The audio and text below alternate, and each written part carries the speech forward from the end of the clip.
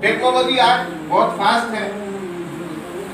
Machinery हम देखते रहते हैं कि एक मशीन दूसरी मशीन को घुमाती है, एक पहिया दूसरे पहिए को घुमाता है, तब जाकर कुछ तब्दीली आती है, कुछ फर्क महसूस होता है।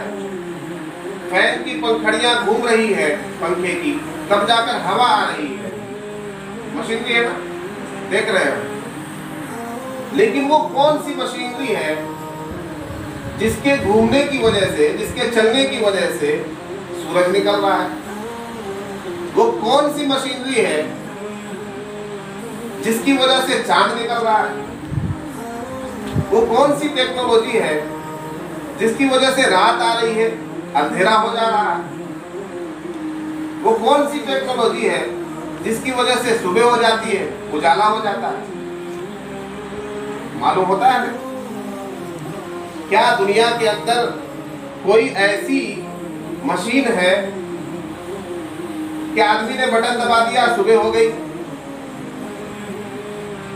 क्या दुनिया के अंदर कोई ऐसी टेक्नोलॉजी है कि आदमी ने चाहा तो रात हो गई?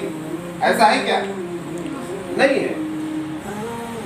मालूम ये हुआ कि इन तमाम टेक्नोलॉजी और इन तमाम मशीनरी से अलग चीज है ये दुनिया का निजाम। सुबह का होना, दिन का होना, रात का आना, अंधेरे का हो जाना, ये सब जो निजाम है ये इंसानी ताकत से परे का निजाम है।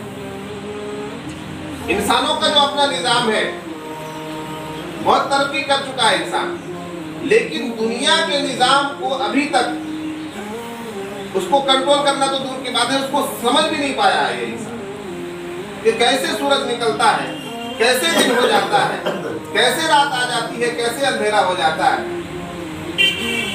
इतने बड़े बड़े पहाड़, इतने बड़े बड़े समुंदर, इतना पानी कहां से आया?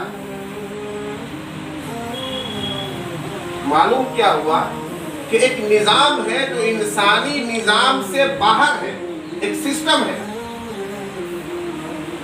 और वो सिस्टम वो खालिक कायनात का सिस्टम, वो दुनिया के बनाने वाले का सिस्टम, वो दुनिया चलाने वाले का सिस्टम है। जब हम एक छोटी सी चीज को बगैर हरकत किए, बगैर उंगली दबाए, बगैर हाथ लगाए नहीं चला सकते, तो इतनी बड़ी कायनात, इतनी बड़ी दुनिया, इतना बड़ा निजाम, इतना बड़ा सिस्टम, सूरज का निकालना, दिन का पैदा करना, रात का लाना, अंधेरे का लाना, उजाले का लाना, ये इतना बड़ा सिस्टम अपने आप कैसे चल सकता है?